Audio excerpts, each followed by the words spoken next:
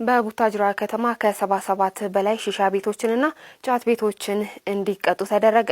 በዚያም ከ200 ሺህ ብር በላይ ለመንግስት ገቢም ተደርጓል። በቡታጅራ ከተማ በተለያዩ ቤቶች ላይ በተደረገ ድንገተኛ ፍተሻ ከ200 በላይ የሺሻ ማጭሻ እቃዎችን በቃጠሎ ማስወገዱን የከተማው ፖሊስ አስታውቋል። በምስራቅ ጉራጌ ዞን የቡታጅራ ከተማ ፖሊስ አዛዥ ኢንስፔክተር ሀይሬ ሀሰን ለብስራት ራዲዮ እንደተናገሩት ለወንጀል መንስኤ በሆኑ በሺሻ ማጭሻና ጫት መቃሚያ ቤቶች ላይ ከባለድርሻ አካላት ጋር በመቀናጀት የቁጥጥርና የእርምጃ ስራ ሲሰራ ቆይቶ ከ70 በላይ ሺሻና ጫት ቤቶችን በምክር ቤት በጸደቀው መሰረት ከ200 ሺህ ብር በላይ እንዲቀጡ በማድረግ ለመንግስት ገቢም ተደርጓል። አደንዛዥ እጾች ለትውልድ መበላሸትና ለተለያዩ ወንጀሎች መፈጸም ምክንያት በመሆናቸው እነዚህን ህገወጥ ድርጊቶች ለመከላከል ከባለድርሻ አካላት ጋር በትኩረት እየተሰራ መሆኑም ተገልጿል። ከከተማው አስተዳደር አስፈጻሚ አካላት ጋር በቅንጅት እየተሰሩ ያሉ የቁጥጥር ስራዎች ውጤት እያመጡ መሆናቸውንም ኢንስፔክተር ሀይሬ ሀሰን ተናግረዋል። የከተማዋ ነዋሪዎች አደንዛዥ እጽ መጠቀም ትውልድን የሚገል